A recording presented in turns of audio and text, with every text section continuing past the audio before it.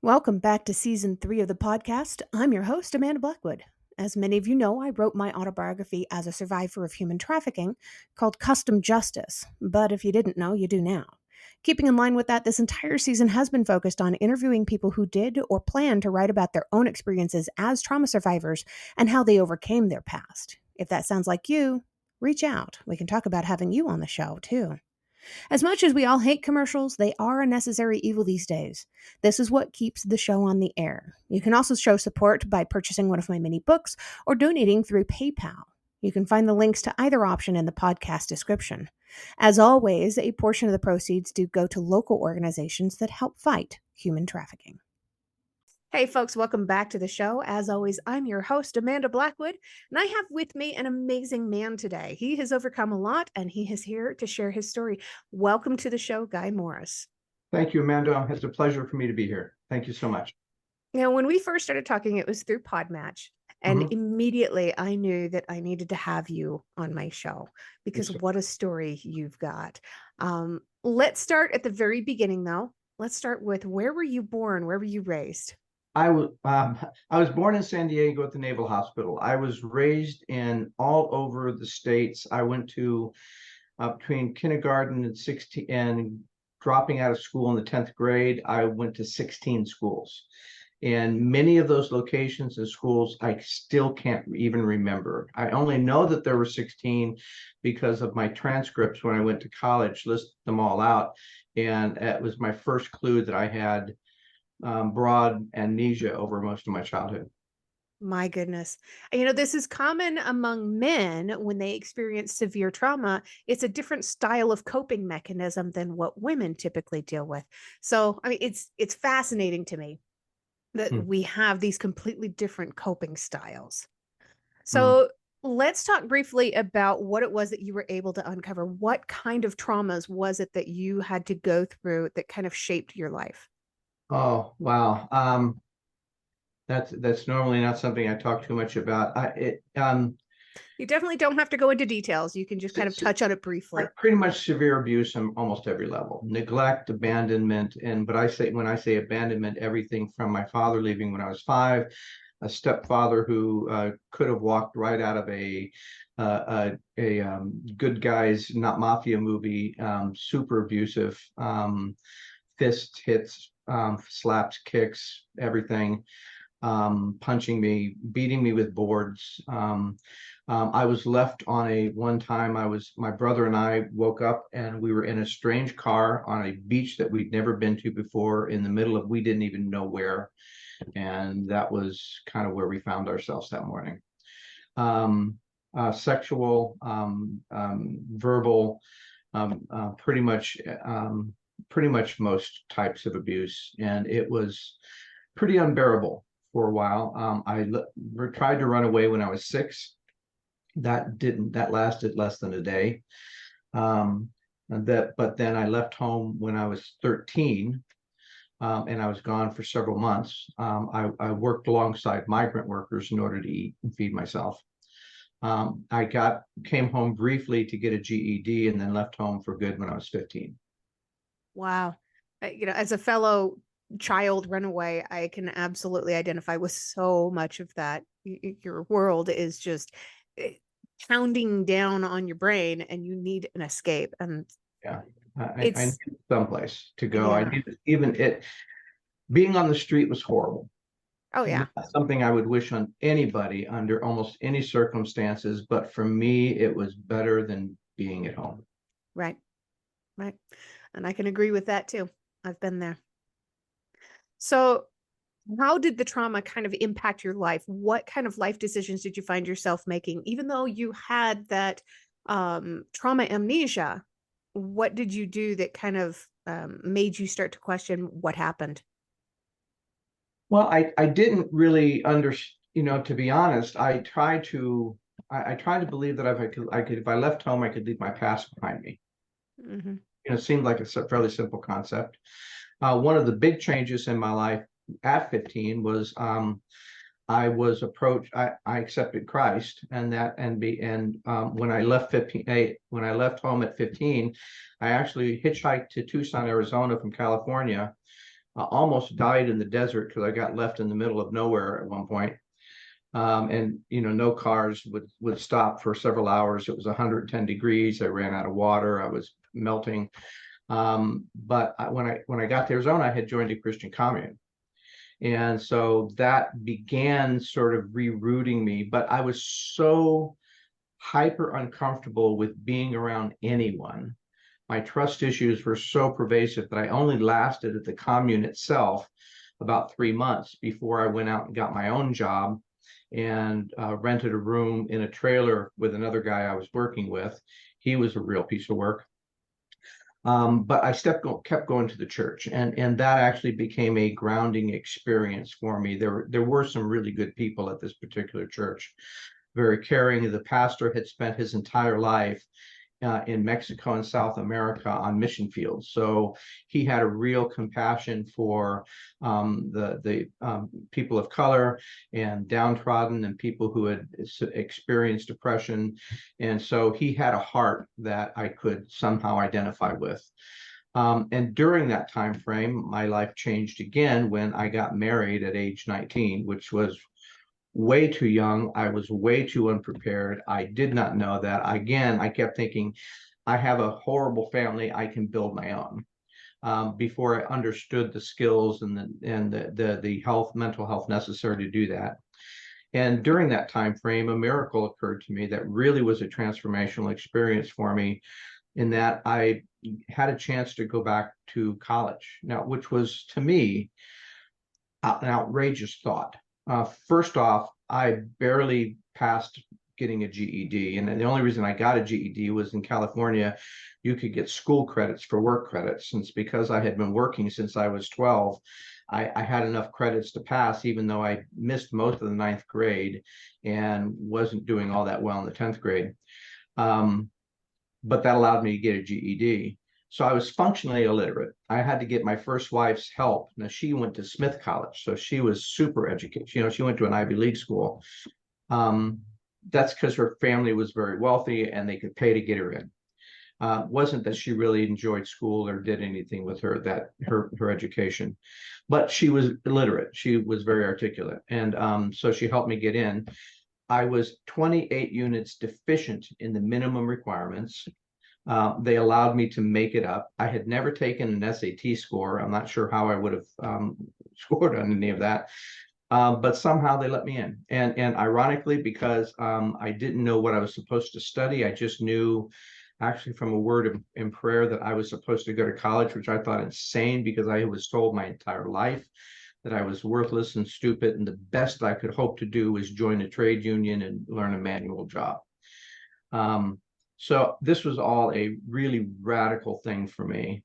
And I was scared to death, just terrified of the whole experience. But at the same time, I recognized it as an opportunity for me to change my stars, for me to redirect the trajectory of my life. That if I could somehow hold out and persevere and keep working harder and harder, as hard as it took. And I was working part-time. My wife was anorexic, so she was very ill. We had a toddler, so I was taking care of our toddler, my daughter, and then taking full 24 units of classes. And for the first couple of years, I struggled. I almost dropped out 2 or 3 times because I just didn't think I could make it. And everyone around me was, very kind. They were like, "Oh, Guy, that's okay. And that school is not meant for everybody. It's okay. It doesn't mean you're not worthwhile as a person." They were trying to be supportive, but in my mind, it just reinforced, no, I don't want to go back. I don't want to go back. I needed to persevere, and I did. And ultimately, something clicked about my sophomore year, going into my sophomore year, and I was doing summer classes as well to try and make up all those credits. Something, I don't exactly know what clicked. I couldn't tell you, but things started to make sense. I started to get better and better, and it started accelerating at a very rapid pace. By the time I graduated, I ended with multiple undergrad degrees. I was at the top of the dean's list. I had been offered a full scholarship to go to grad school in Arizona. I was accepted into Harvard Business School. And most of that was based on the fact I had undergrads in economics and finance and computer sciences. And most of that recognition was due to the fact that I just happened to build a macroeconomic model, which is the kind of very complicated computer model with lots of algorithms and tons of data that they use that AI would use. But back then we would build these manually, and they would predict things like the gross national product 2 quarters away, and the unemployment and GNP, the big things that big banks and big corporations and the government uses to project ahead how they're going to do. And my model outperformed the Federal Reserve. And it was based on a radical theory they had never really considered. It turned out to be true. And it actually changed the way they did modeling to this day. And the theory had to do with the connection between technology, investments in technology, and productivity accelerators in the economy. And nobody had an idea how to build a model like that. And I came up with a method that I thought was rudimentary, but I thought it would work, and it did. I outperformed not only the Federal Reserve, my model outperformed every other model in the entire nation. And that got people's attention. Oh my goodness. For a kid that grew up abused and being told constantly that you were not intelligent and you weren't going to make it and dropping out of school, this is some really smart stuff you've put together. This is incredible. It was, you know, at the time, people were saying things like genius and brilliant, and I just figured it was just dumb. I was just lucky. It was a fluke. I still had trouble accepting that I was changing that rapidly. Well, But you were nonetheless, degraded your whole life, you know? those voices continued in my head for decades. Yeah. Now, that started me off. My first job was at IBM. I moved from IBM to the coast, where I worked for another big mainframe manufacturer called Burroughs, which was bought out by a company called Unisys. I then went and worked for 13 years for a major international global oil and gas company, an energy company. It started off a great career. And ultimately, I worked with Oracle and Microsoft and did startups and had some great opportunities. And I was given, and I gained a reputation of being a thought leader and innovator. So especially around new technologies. So I was an early adopter and experimenter of early stage artificial intelligence. And I introduced computing models into the organization. I introduced desktops when everything was basically pad and paper and it was only a mainframe. I got them to introduce desktops into the organization based on some work I was doing with my desk. I convinced my boss to give me a desktop at a time when there was only 6 desktops in the entire organization, and they were on the desks of the secretaries of executives. Nobody knew what to do with them. They were just flabbergasted with, okay, we know we should be having these fancy, very expensive devices, but no one knew what to do with them. And so I used mine to rebuild how we did our annual budgeting. And I was able to eliminate the job from 6 people taking 9 months out of the year to me, and it took less than 3 months. And so that convinced them. I started trying to teach them how to use computing in various ways. And then I kept getting promotions. And in one promotion, I had an international team of auditors all around the world and on all continents. And we had to communicate on a regular basis. And it used to be we'd have to do snail mail. But the snail mail was always late. Sometimes it didn't make it because the local governments would confiscate it. We always knew that we always could tell that they were opening up the envelopes and reading what we were writing. And I wanted to have, so I basically introduced networking with encrypted technologies to communicate back and forth, and that changed things.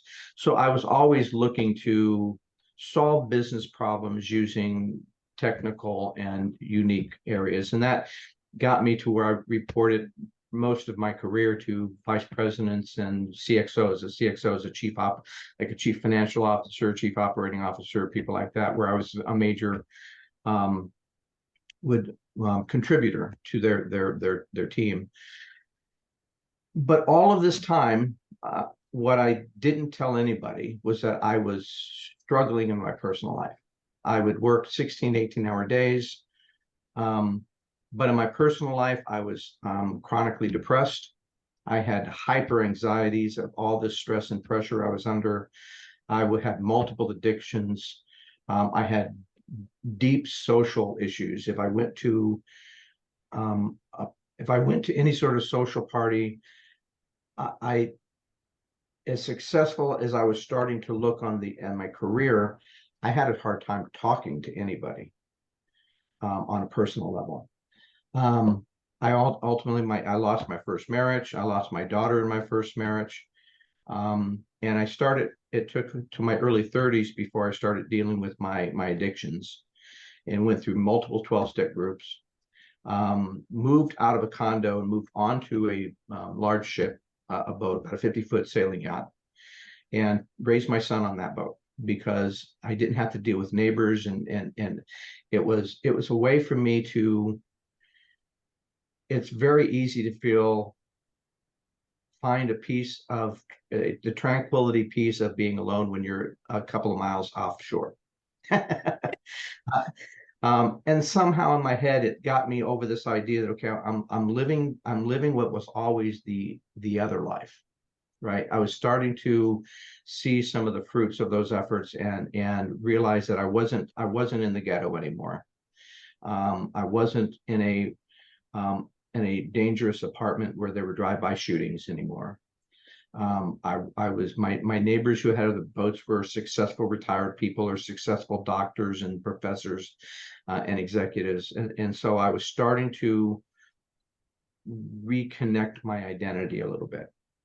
And so it was a long transition to work through many of those issues, and I got really close, but had a breakdown in my 50s, and something happened that triggered me. Several things happened. My brother died. One of my older brother died. I had some real challenges at work where one guy wanted to be competitive with me and was threatening me. And some of those things became triggers, and I had a major blow up and F-bombed half a dozen of the wrong people. Understandable, honestly. I think it happens. And if it It doesn't wasn't, happen, we want it to happen. yeah, well, it wasn't until after that point that I was finally diagnosed that I had complex PTSD. Right.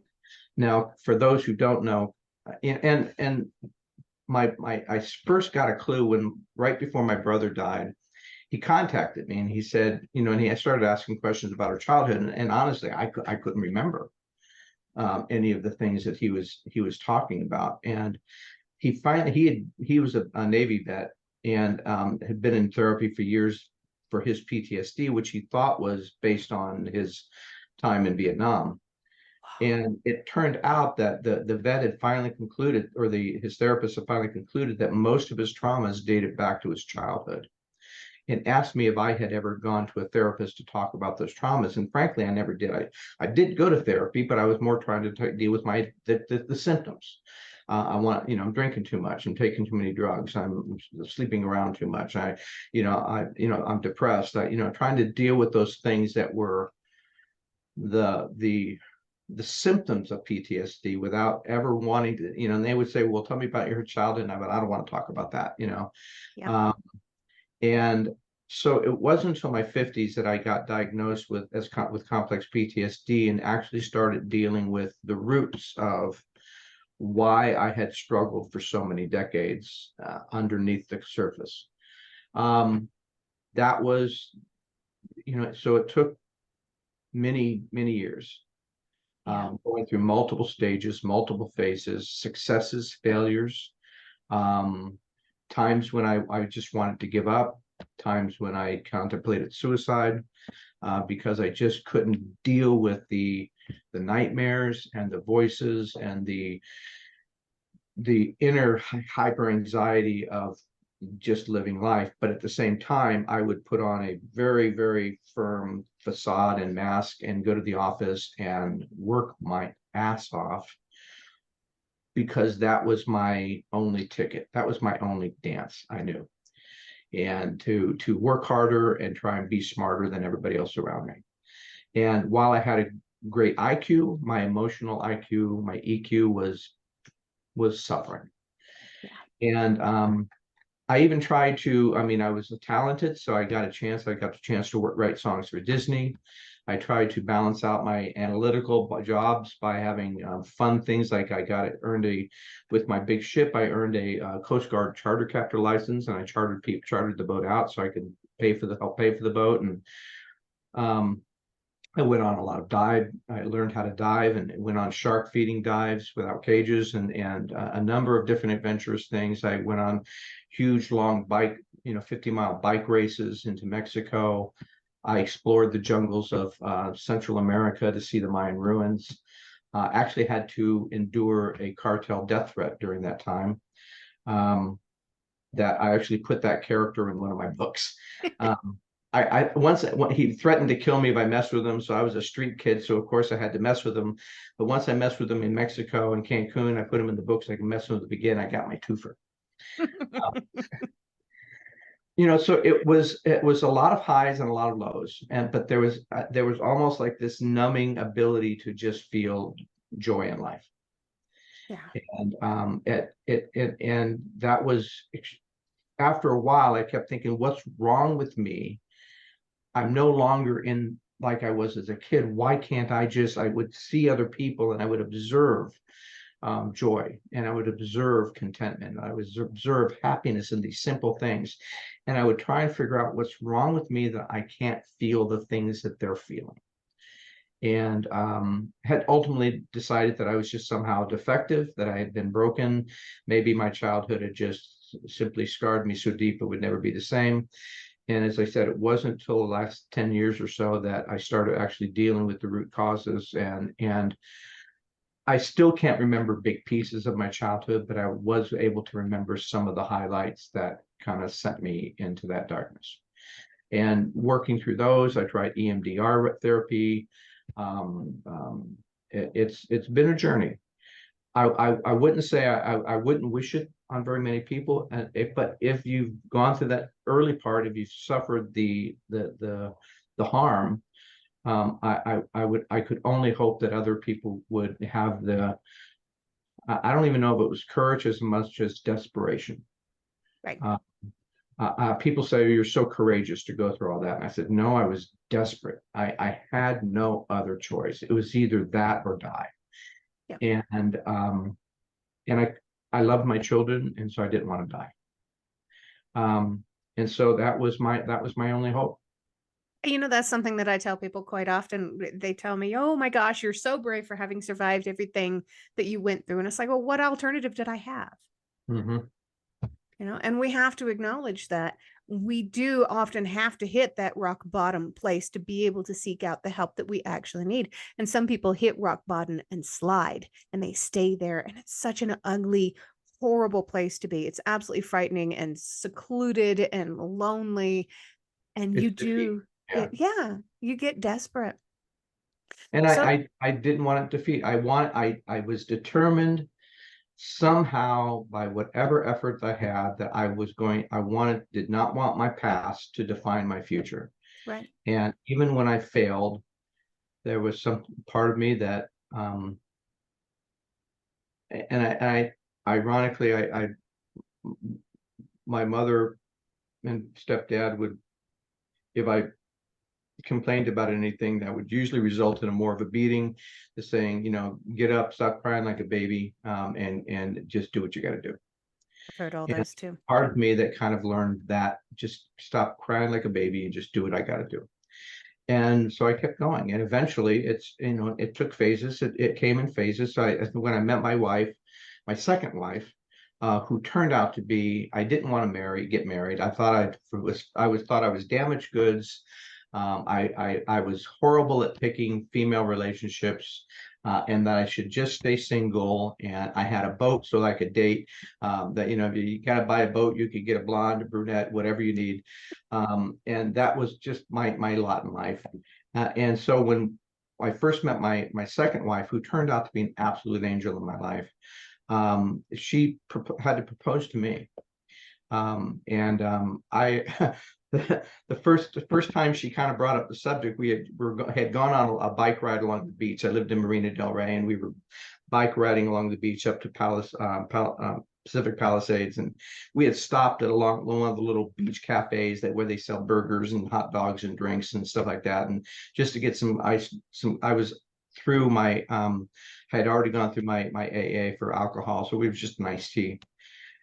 And we're sitting there, we're enjoying the day, and we're people watching, and it's sunny and beautiful. And she leans over and she says, "So when I ask you to marry me, are you gonna know what you're gonna say?"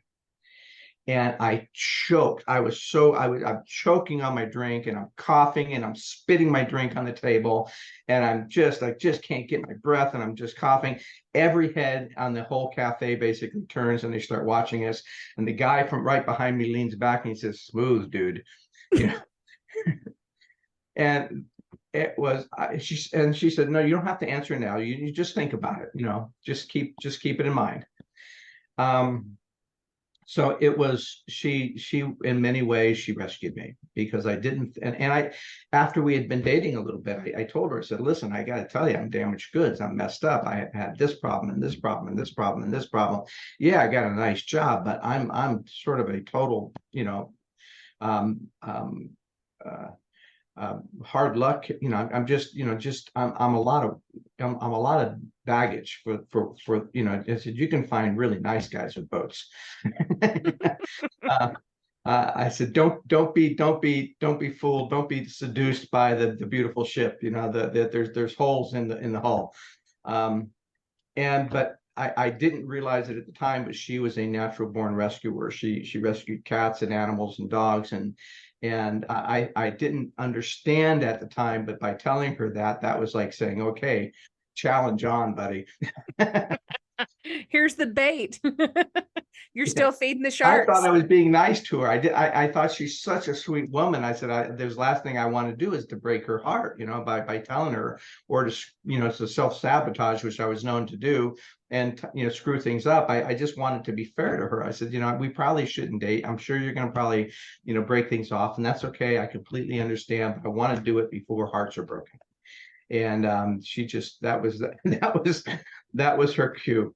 Um, but yeah, so she got me through a lot of years. Things did get better for many years, and I was getting past the major issues of my addictions and things like that. But I still struggled with nightmares and depression. And what I said is, it wasn't until the PTSD where I really started therapy, where I really started feeling some sense of relief that, well, at least I know why now. At least all the dots connected. At least it wasn't some obscure thing that was weird with me and wrong with me. The what I had gone through and the things I had suffered made sense relative to the beginning of my life, and at least it wasn't an equation that just didn't work. It started to equate and make sense, and that helped. And I had a therapist who was extremely patient, and that helped.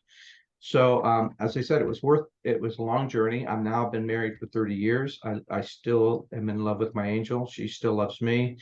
I couldn't imagine my life without her, and I wouldn't have gotten there had I not worked hard at the early stages, even when it looked like, yeah, okay, I got over alcohol, but now what about this other list of 20 things I got to deal with? And so it was very, very discouraging for many years, but I was determined. I was determined I was going to try and learn to live well. I was determined that I was going to try and learn to enjoy life the way others did, even if I was only going through the motions. And I was determined that I was not going to give up until I figured this out. What a commendable story. I mean, that honestly, that part took the bravery. So when people tell you that you are brave, you really are. Yeah, it's amazing. Tell me a little bit about your books. How did your writing play a role in your life? Well, when I was a single parent, I was so indebted after my first marriage, and that I really I was raising my son, and all my money went to his putting him in private schools and keeping him in nice clothes and doing all that stuff. So I really didn't have a lot of time to go socialize and go do things. My had friends were going down to Cabo, they were going to Vegas, or they were going to, they were going to take a trip to Hawaii because they got it on a deal. I couldn't go anywhere. I had my son. And so and he, for a time, we would read together every night. And because in college I had learned to love to read, and I'd never read when I was a child, and so I learned to discover people like Hemingway and Mark Twain and the classics. And so we would go to the library, and he'd get a book, and we'd read together before he went to bed every night. And at one point in time, he was like blowing through like three little young adult kind of books at age 12. He's blowing through two or three of them a week. And so I had computers though. I had any access to whatever computer I wanted. And so I started, I thought, well, I'm just going to write him a short story, just because it was something creative. And again, I was trying to find that balance between, left brain, right brain. And I was inspired by the men of the Renaissance, who were not only, we know them because of the art mainly, but they were also architects, and they're also scientists and engineers, and they understood business and politics. And to be a men of the Renaissance meant that you were well-rounded in all of your endeavors.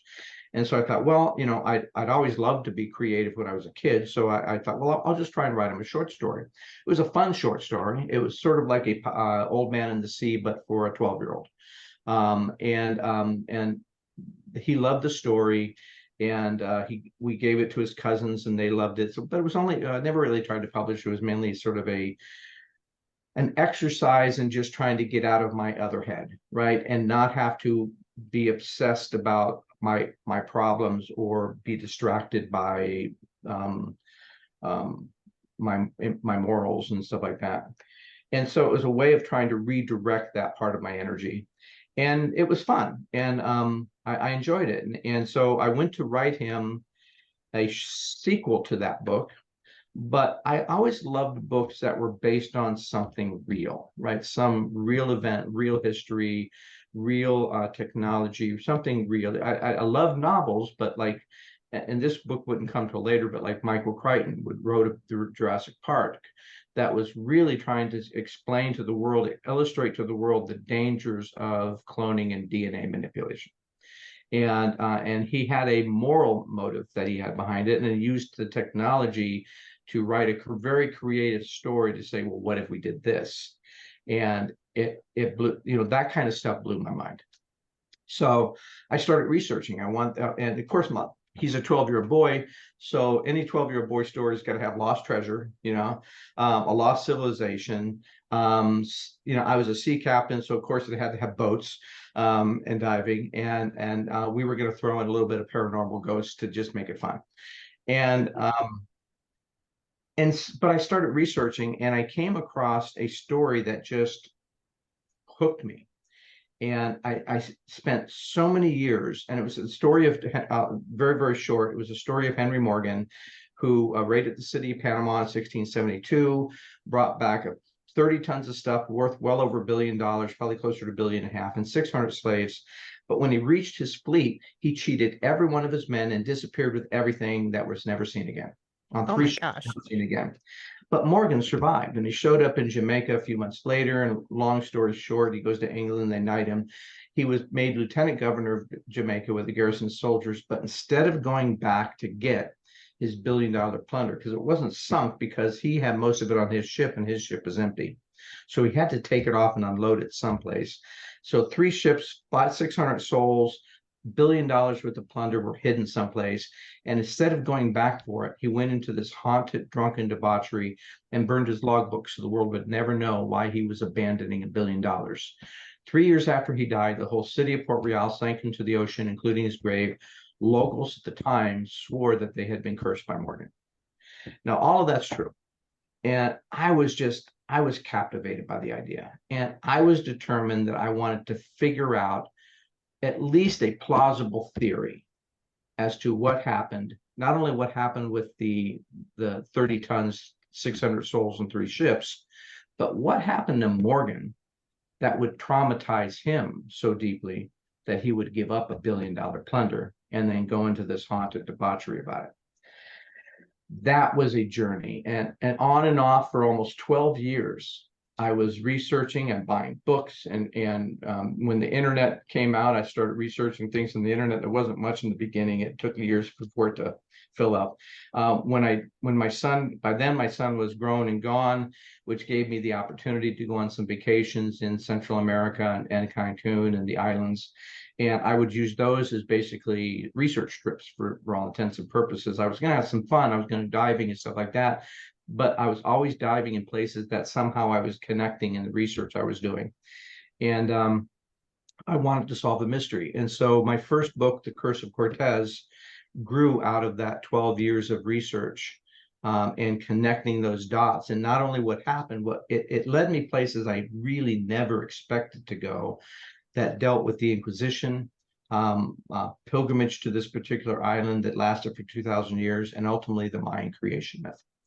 And it just was such an amazing story that now I had to figure out how to write a really adult story, a full book, and really make it. I wanted it to be my version of Jurassic Park, but based on all of this history. And it took several years. I was still working a job, so I would work typically till 11:30 at night.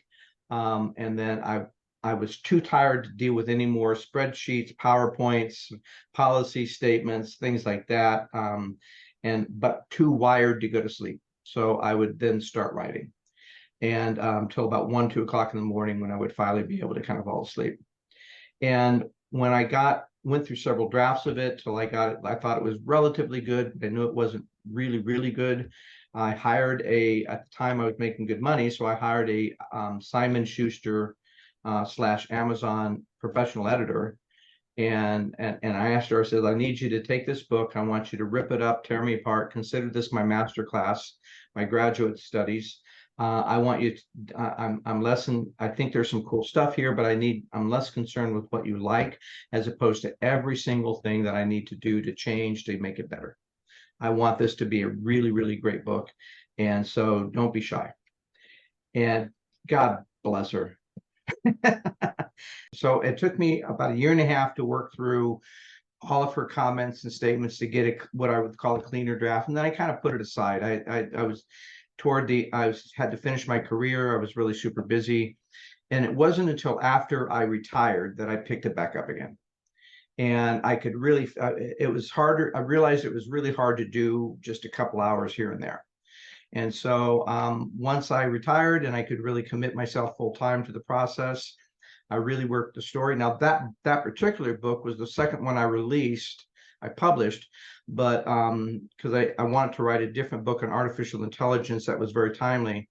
But that one, The Curse of Cortez, won Book Trib's favorite 25 books of 2021. Book Trib is a subsidiary of Barnes & Noble.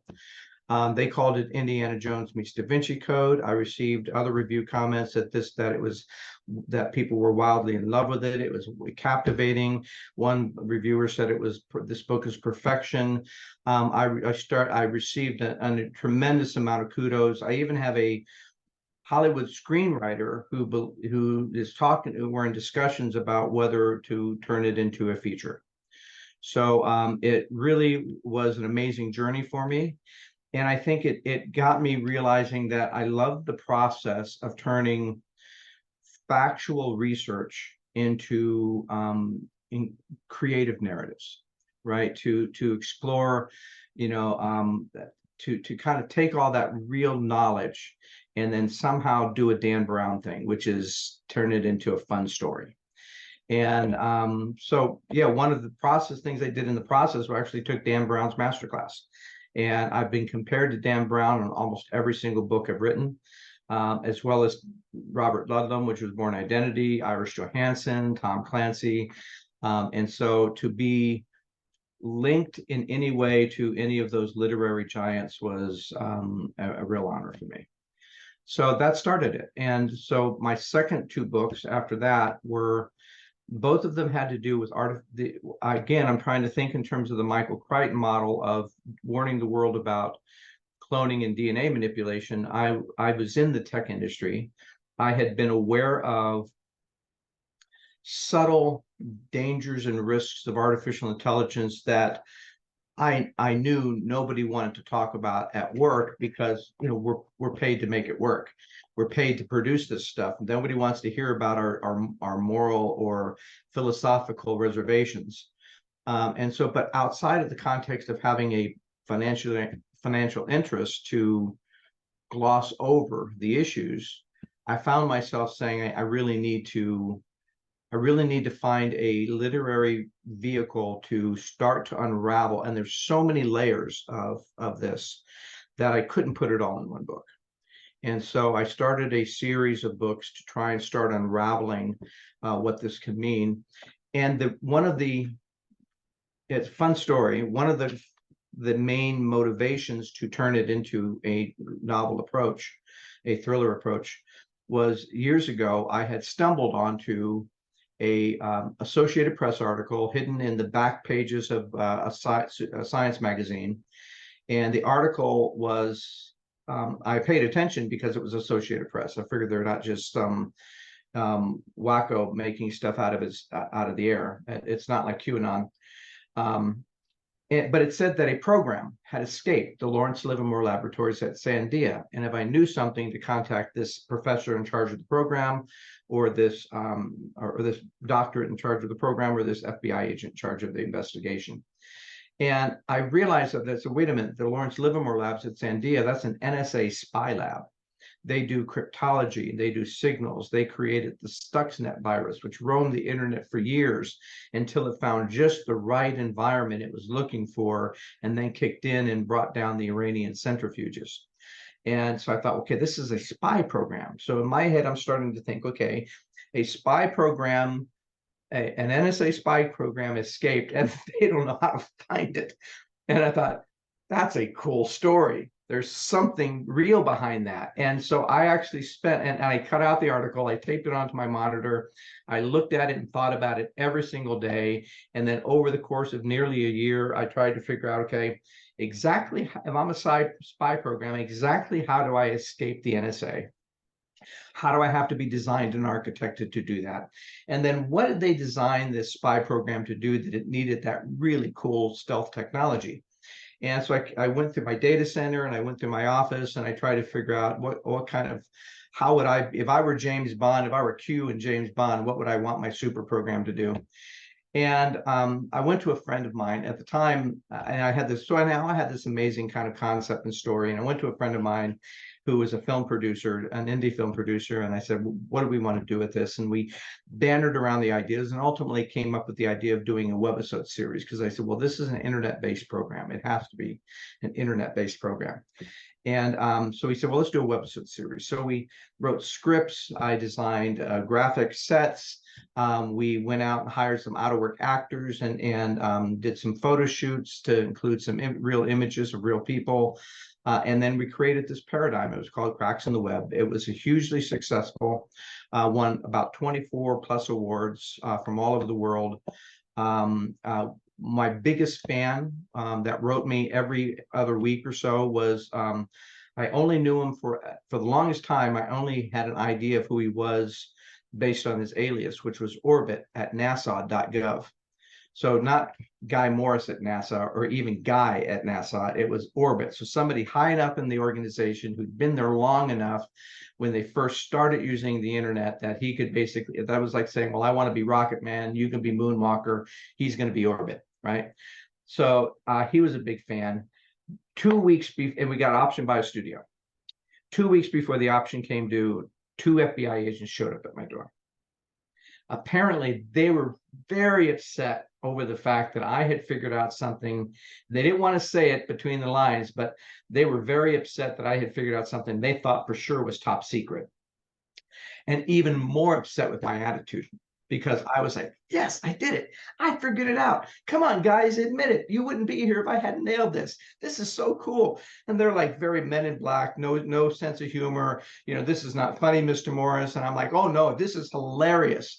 My wife comes home during the interview, and she pulls me aside and she says, honey, there's 2 FBI agents in our dining room, and I'm pretty sure it's not a social call. And then she gives me one of those eyeball to eyeball kind of stares. What did you do?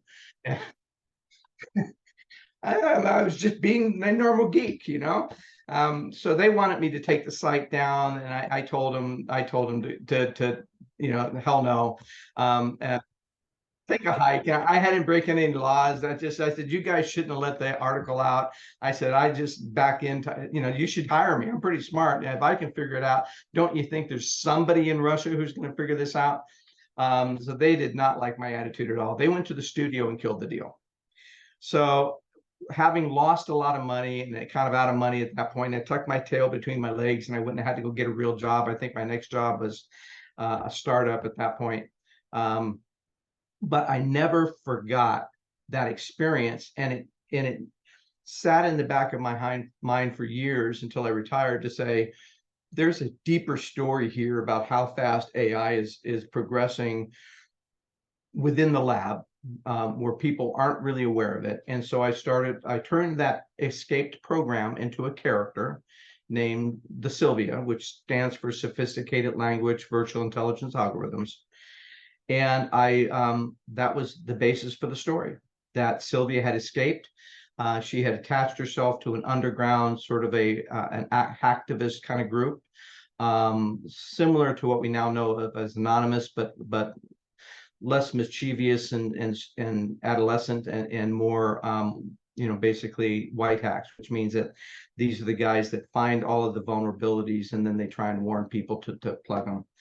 But it was a great premise, and that just started the whole thing. And so through the series, our hero, the Sylvia, the people that are after them still, and this underground people from every walk of life all over the world work together to deal with all sorts of crises that are going to arise out of not only the state of politics that we're in, but climate, political corruption, financial corruption, all of these things that were kind of, war in Ukraine, war in Taiwan. So I'm bringing in the idea of the whole series was to bring in real world events and spin sort of this backstory to them of things that you'll never hear in the news, and these characters that will never show up on your TV screen, in part because Sylvia will make sure they don't. And so it was a great premise. That book was been compared to Dan Brown. The first book, Swarm, was Reader's Favorite Gold Award for 2021. It was a finalist for Book of the Year for IAN. And the sequel, The Last Ark, it was compared to if Dan Brown and Tom Clancy ever worked together, the result would look like The Last Ark. So I'm working on the third book now. So they've rave reviews. I mean, and the idea that I wanted these books to be more than just great thrillers, fast-paced, great thrillers with really fun, entertaining characters. I wanted them to provoke. I wanted them to get people to think, just like Jurassic Park did. I wanted to get dialogue out of that as to what are the real dangers of AI that if Elon Musk is saying we're summoning the demon, but then he goes out and turns around, starts building his own AI, why is that? What's that economy to, that there's a hypocrisy there of some kind, and what's behind that? Stephen Hawking said AI could be the end of humanity. So these people that are making all these big warnings, but you don't really, when you get interviews today, now when ChatGPT came out, it started to illustrate many of the capabilities I had already infused into the Sylvia, especially around language and linguistics and all of that. Coding, self-coding, the ability to create hacking tools out of this technology. Many of the things that I had envisioned in the Sylvia started to really become conscious on the public mind. And so really validated a lot of it. And I released that book 3 years ago. I started writing it 5 years ago. So I was way ahead of the curve. And so now the new books are really kind of always looking a couple, 2-3 years ahead to say, well, what's coming next? How is this going to evolve next? And what could that mean? And as a thriller writer, it's kind of fun. You're educating people on real issues, real facts, real technologies, but you can't get techie. It has to be at the high enough level where it's entertaining. Where my wife could read it and she could understand it. She's my test case. But at the same time, you're trying to illustrate the main challenge of a thriller writer is to say, gee, what could go wrong? and then make it go really, really wrong. And so it creates a great vehicle for me to explore all of these things that you won't hear about on NBC. Even when they talk about the risks of AI, they'll talk about the surface stuff. They'll talk about how in the actors strike, actors are one of the reasons actors are striking is because the studios are wanting to basically digitize their images and use the AI images instead of the actor. The writer's strike are writing because Sarah Silverman's suing the studios, because suing the not the studios but the AI companies, because they basically scrape all this information, all this copyrighted material, and now that you could basically say write a joke about such and such in the voice of Sarah Silverman, and it would do an amazingly good job. And so they're using copyrighted material without the permission of anybody. And so there's a lot of, so they'll talk about those, what I call surface issues. What they really won't talk about are the existential reasons as to not only dark money in AI, the nefarious purposes and uses that AI could be used for, including lethal weapons development. They won't talk about the exponential, highly exponential rate at which AI is accelerating. So, for example, the current version of ChatGPT or GPT, which is general pre-trained transformative technologies, if it took an SAT test today, it would score it roughly an IQ of about 155, 10 points less than Einstein. Pretty smart. That version is based on roughly 75 billion neural data points.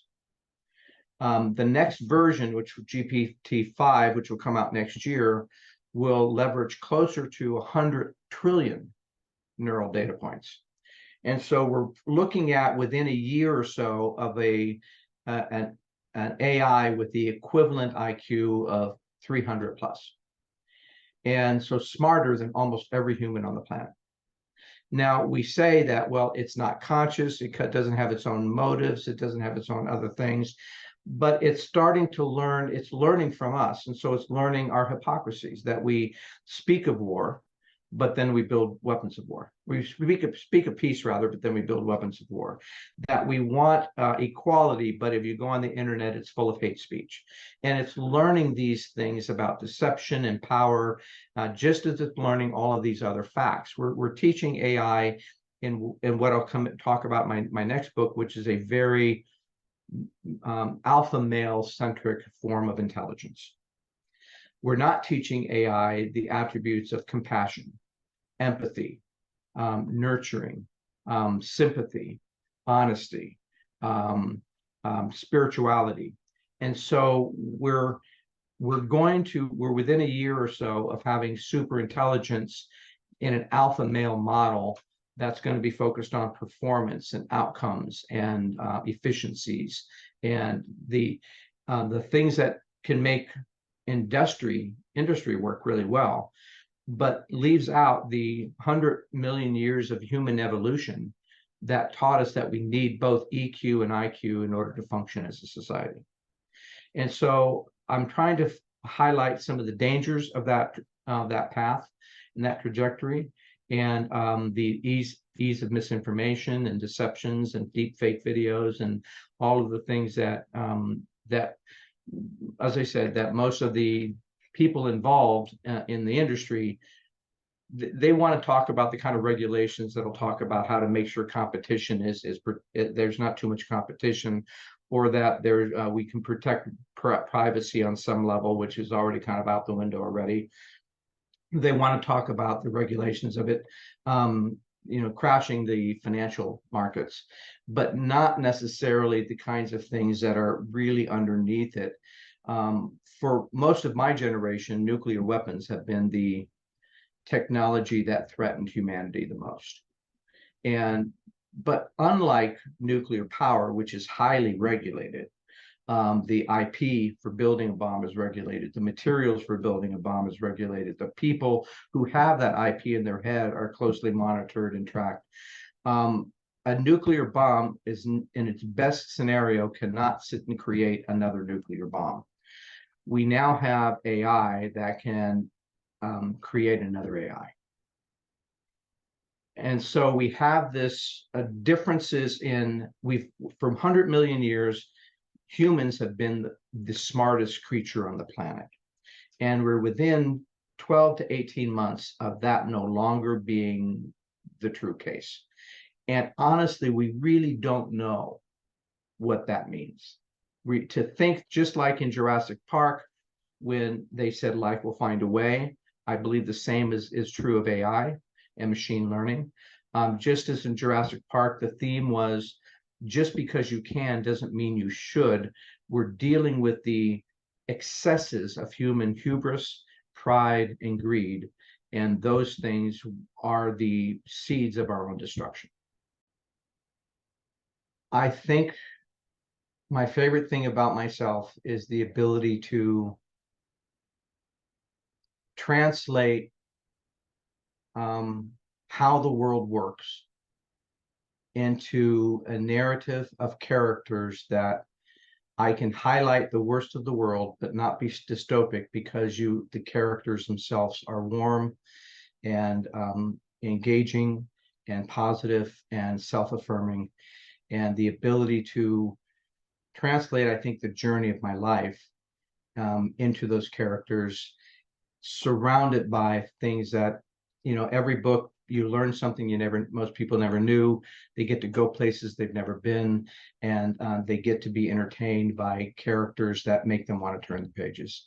And I think the favorite thing about myself is the ability to combine the left brain and the right brain in those ways. If you've enjoyed tonight's episode, please make sure you check out the episode description. There, you're going to find links on how you can learn more about this guest, links to connect with them on social media, and how to support the podcast. Remember, I don't get paid to do this. My boss is a bit tight fisted, but I can say that I work for myself. In short, this show really is all about the guest. If you've enjoyed their interview, please feel free to let them know. You can also tune into my other podcast, Growth from Darkness, which is co hosted by a lovely lady from Australia. We talk about what trauma responses are and healthy ways to move beyond the past. For more information, just go to growthfromdarkness.com.